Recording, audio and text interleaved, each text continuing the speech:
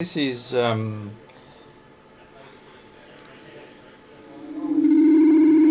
OTC, the club station of the Radio and Electronics Association of Southern Tasmania, with our DATV Experimenters Night. And I have some regulars in the studio with Hayden, VK7HH, and Rex, VK7MO, who did some very exciting stuff last Friday that they're going to tell us about. Yeah. Go for it. We will. Well, Rex has kindly made a PowerPoint. So we had, last Friday was a 38, 40 degree day. It was quite warm. Yes. But Hepburn was looking like it was looking very promising to ZL from VK7. And cool. Excellent. And in Rex's words, he'd never seen a duct like this before, had you? Between here and I saw it on the 1st of January, and now. Oh yeah, sorry. Okay, yeah, but not with grey and pink. Yeah, in it, no, there was grey and pink on the 1st of January. So the grey and the pink is quite deep ionisation, I assume that means? Not ionisation, no? just refraction. Refraction, okay, cool. Yeah. So cool. There was a large high that was sitting pretty much centralised over the middle of that grey section that was in the Tasman. Okay. And the duct looked like it was going to extend to not just the north tip of New Zealand, but also to ZL3 a little bit further down as well. Cool. So we organised for quite a few ZLs to get out and about. Some took days off work, others didn't have to do that, but a couple travelled quite a fair distance. I think Steve ZL1 TPH travelled 4 hours or something, I think, or 5 hours. Wow. To the very north tip. Okay. Because it looked really, really good. So we were going to try all bands from 2 metres and above. Rex was keen on 10 gigs as well. Right. And so we set up, and we were up and running. We also went. So Richard 7ZBX and Murray 7ZMS and myself, we set up portable as well. Yep. And then we set up by I think 6:30 in the morning, and we made contact on 2 metres. Wow. With ZL1IU, Nick. And then this happened. Now that's in UTC time. So at 20:08 was the first ever 1296 meg contact from VK7 to ZL. And that set a VK7 record. And that was Rex. You had quite strong signals to Nick. Yep. 5 and 6. And that was 2,432.6. And I didn't know that you had made contact with him on 1296. Oh, okay. I didn't know about this until later, because I wasn't listening on that frequency at the time. And then 9 minutes later, so it must have been just after you had made contact, Nick come back on 2 metres, and he didn't tell me that he'd made contact with you on 1296. Okay.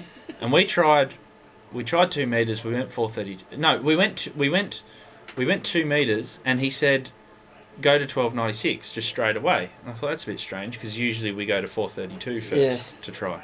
So we went to 1296, and I could hear him calling, but he was very weak, and I heard his signal report back to me, which was 4 and 1, and I was also giving him a 4 and 1 initially.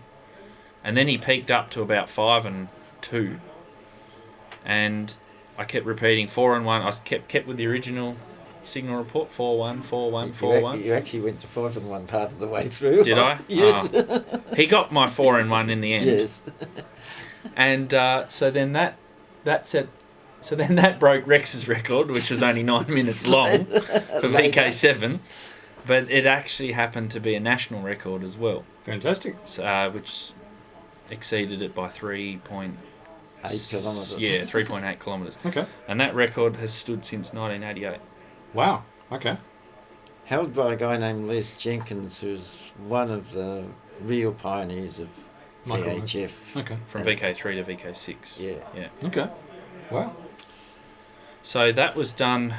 If you go to the next slide. That was done from my remote site. So we had a portable setup at One Tree Hill, but I also had my laptop as well.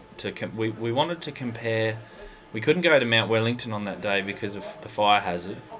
So we wanted to compare the duct height to see what it was doing. Yep. Because I think Rex, was it a day before you looked at the radiosonde data and it was quite high, wasn't it? That's right, yes. So we weren't sure whether you had to be low or you had to be high to get into the duct. And so I had access to my remote site with the laptop as well, and I was just comparing signals, and that's what I made contact with, and that's a 36 element Yagi at the top there on 23 centimetres with an SG Labs 25 watt PA and preamp in the box. Okay. So Fantastic. Rex got stronger signals and he did it first, so his was better. Okay. But yeah, that's the setup at Mount Lloyd. Right. That's the path profile. Now, the path profile is not all the way to New Zealand because pretty much from the coast of Tasmania it's water and Nick's up pretty high as well. Okay. So there's not a lot in the way, and that marker there is the highest point along that path. Apart from the far left there is a little hump which is insignificant because it's only, I think it's about 500 metres away or a kilometre away, and it looks directly. It's a lot higher. Okay. But along the path, that's the highest point. I think it's about 400 metres lower than the summit. So. Okay. So it's got a good path towards ZL. Yeah.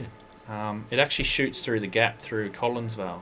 Oh, There's a little gap. If you, I think you put the photo in, but yeah, there's a little gap where it shoots through to ZL, so it's not a bad outlook.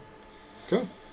The next slide has our setup at One Tree Hill. So that was at dawn as we were setting up, and I could see I was speaking to Rex on the phone, and I could see the duct on the horizon. Okay. And we were trying to work out how high it was.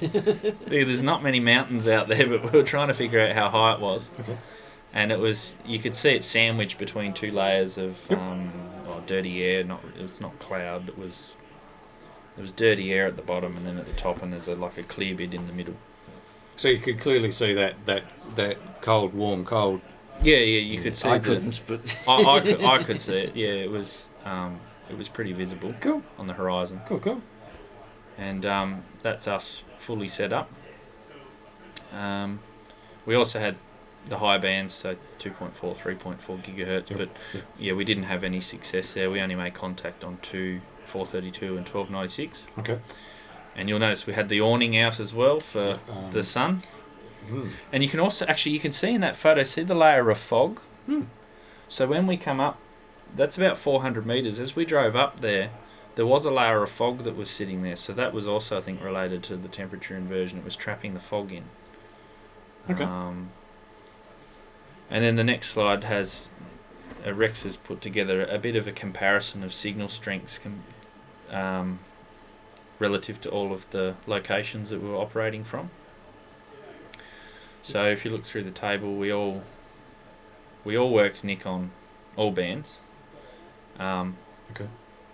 But it's just interesting to look at the different signals compared to the different locations. And One Tree Hill and where Rex is at home, there isn't a great difference in distance away from each other, but Rex's system performance is a little bit better, so that's why the signals are consistently stronger.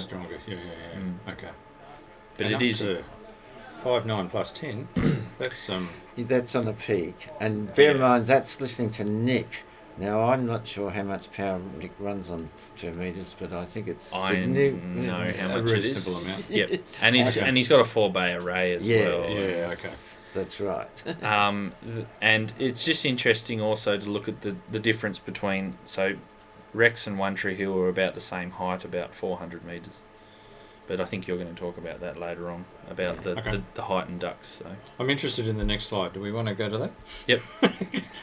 Okay. In the previous slide, you might have noticed that I said on 1296 the signal was drifting Drifting tone. A drifting tone. And the reason for the drifting tone was this is the GPS antenna that Roger was using in ZL3, Right. and just at the connector there, it was intermittent, and that's why we had problems up in New South Wales. Right. And again, this time. Okay. So we didn't see anything on 10 gigs, but I'm pretty sure once you're dealing with a very weak signal, it's also drifting all over the place. You haven't got a hope in hell. Yeah, you haven't got a hope in hell. That's right. So, the next slide. Now, this is the Hepburn chart showing the path. Now, the paths are curved because this is a great circle route, and I'm not clever enough to actually draw great circle routes accurately. It's pretty close. But it gives you a feel for where the paths are. And you notice the path to ZL3RC is actually only on the green stuff all the way. Certainly not on the intense stuff. You also notice at the Tasmanian end, it's almost dying out. Yeah. And And not marvellous even at the other ZL ends. Now, you have to bear in mind the Hepburn chart's just a forecast. Yep. And when you look at that sort of detail, it may well be different. Yep. Yeah. we had a good spread of stations though, because you can see. So Sure. Steve was right up as far north tip as you can drive. Nick was a little bit further down, and then Simon was a little bit further down. Okay.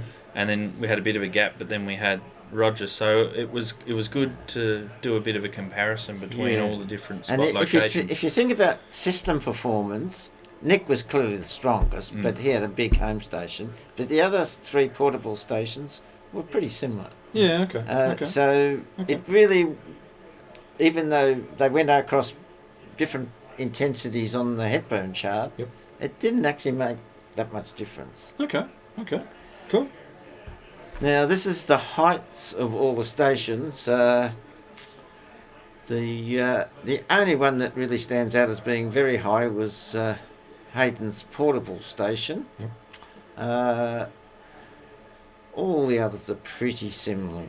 And there, just on a note about the heights, there were times where I was listening to Rex locally where we were at One Tree Hill lower down, talking to ZL, and I could hear them at the ZL end, at the local end, but I couldn't hear them at the higher duct end, at the portable station end, and then it would reverse. Right. And then, because I remember I was relaying messages for you at one point, I think, to somebody. Particularly to ZL1 SSW. SWW, I was yeah. having big problems with him. And I could hear him clearly at the portable station, Yeah, okay. but Rex couldn't hear him. I don't think that's so much a duct height thing as just that even small differences in direction. Yeah, I just Like thought it big was interesting at the Be- time. because there's really no difference between the duct height of you and me. Yeah, I just thought it was interesting at the time Yeah. that you couldn't hear him at all, but I could hear him quite clearly. Yeah. And then it would reverse. Yes.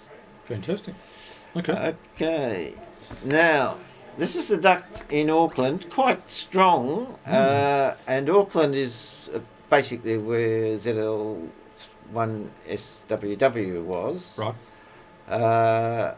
It's quite a high duct, 15 metres, and really quite strong. Huge. At minus 681.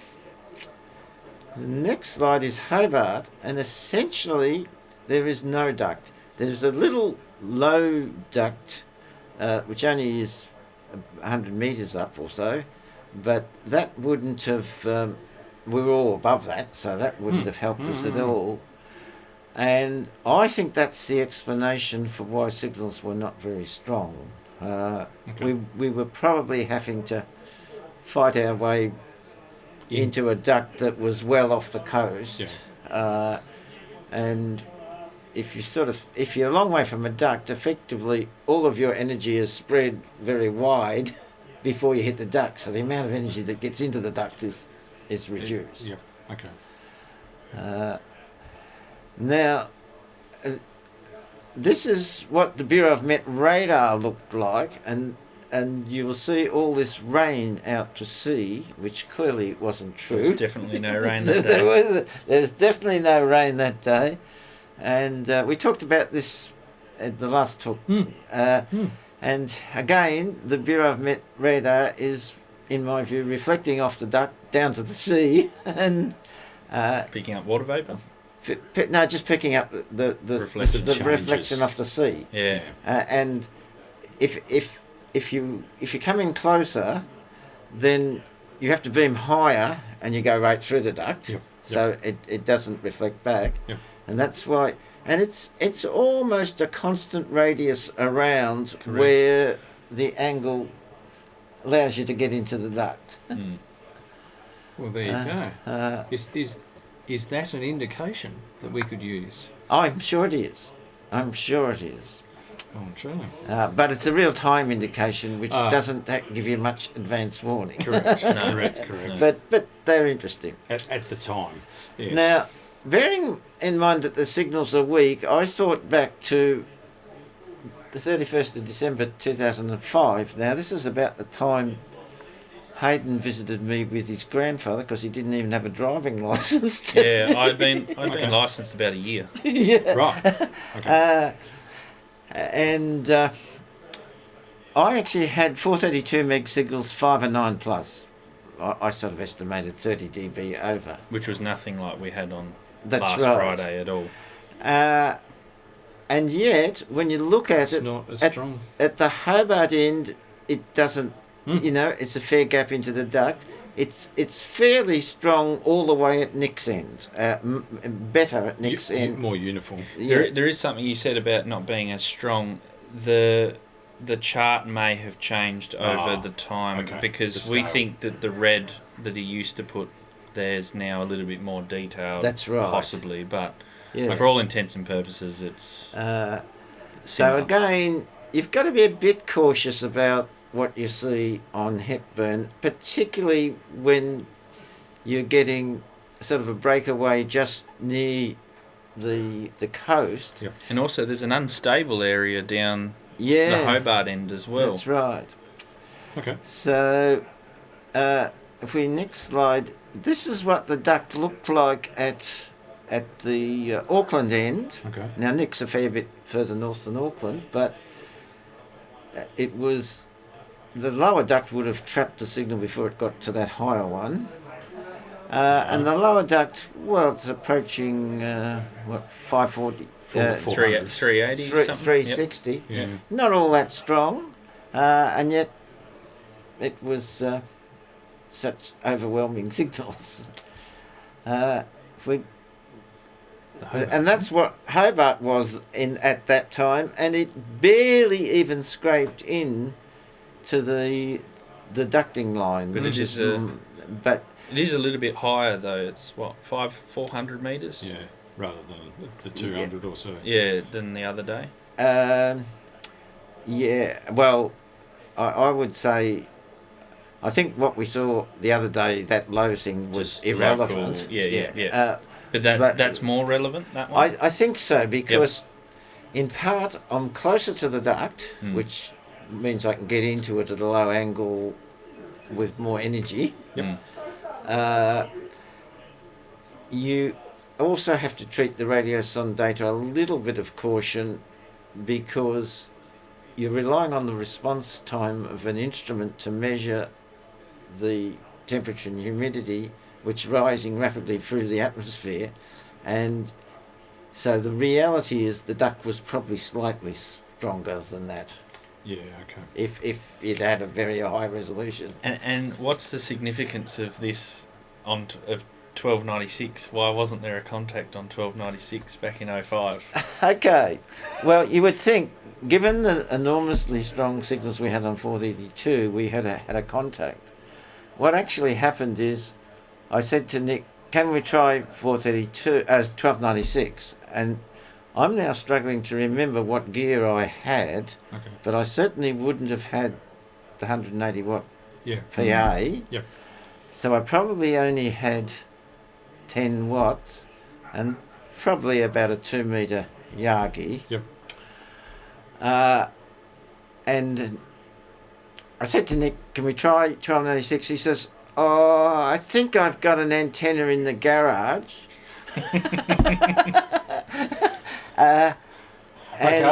And anyway, I heard a little bit of Nick, and Nick heard a little bit of me, but By he that was time, he was holding this antenna outside his window and bit of cable into his gear. Okay.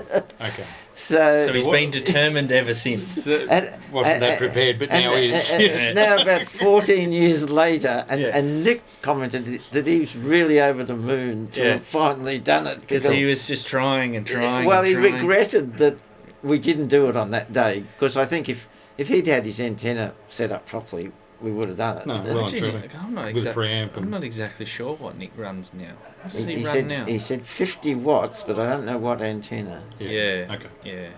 It would definitely be a long Yagi. And it's probably set up properly so that he's not holding it and wondering whether he's pointing in the right direction. Correct. Yeah. All right. Now, only what was this? Yesterday. Yeah. 4th. Yep. We had another interesting event where there was an opening where Hayden was copied and being copied. Yep. Or just being copied. No. It was going both ways. Yep. Frequency? 144. On 144 with whisper into all the Adelaide area. Yep. And also Hamilton as well. Yeah. This path's very common. And this whisper map actually was taken a bit late, so it doesn't show how many paths were open. I actually did that today over 24 hours. Yep.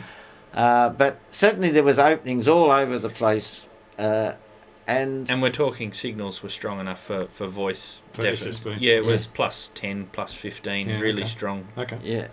Now if we look at the next slide, this is what the Hepburn chart said. It says said effectively there's nothing there. There's a little bit. It's not black. No, it's not black. But there's gaps in between as well. And it's, okay. You sort of, the Hepburn chart says there's nothing there. So I then looked at the radiosonde data and there you go. Hobart was showing a really nice duct, up about 1,200 which meters, just so happens to be just above the height of the site, which is at 930 meters. So I mean, I was also able to get whisper signals to and from them, and I'm obviously well below. They weren't as strong. About 10 dB weaker than what you were getting. Yes, but that path is not as good for you in that direction. No.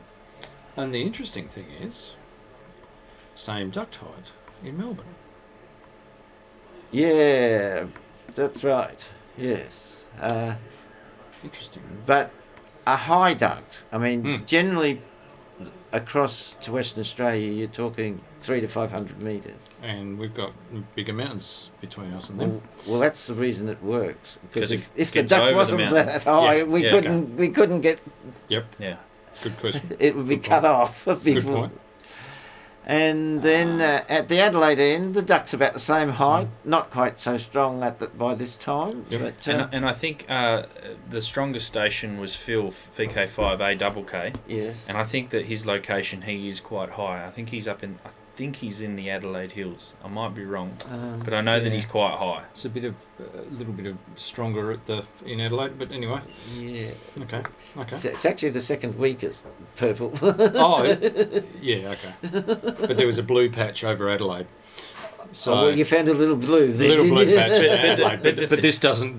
But the thing about Hepburn, though, that Rex knows a lot more about this than what I do, is that the modelling is done not at a very high altitude. It's done almost at sea level, isn't it? Or close to sea level? No, I actually don't know that. I just assume that must be the case because you almost never see other than black over central Tasmania because he obviously can't pick up what's going on there if he's only modelling up to... Correct. Oh, no, I think the main reason why you never get very good summer ducks in the centre of Australia is the heating from the land causes the air to rise and just keep going. and dirt, and it mixes the ducks up. Yeah. Okay. Cool. Okay, so our conclusions. Signals were certainly not as good as back in 2005, despite very intense indications on the Hepburn charts. The Hepburn charts we must regard only as forecasts. They're a good indication and probably good justification for deciding to go to the effort of going portable. Well, the one on Friday definitely showed us that there was going to be something there, and there was. Yeah. It seems the duct didn't extend to Hobart, which is slightly contrary to the fact that you went up a hill through the fog, but maybe by the time later... well, that burned off pretty quick once the sun came up. I mean, that might have been a very local effect. I think it was. That fog. I think there's... and Hayden's obviously thought about this seriously since, there is some advantage in going to the coast so that you make sure you're as close as possible to where the duct's likely to be.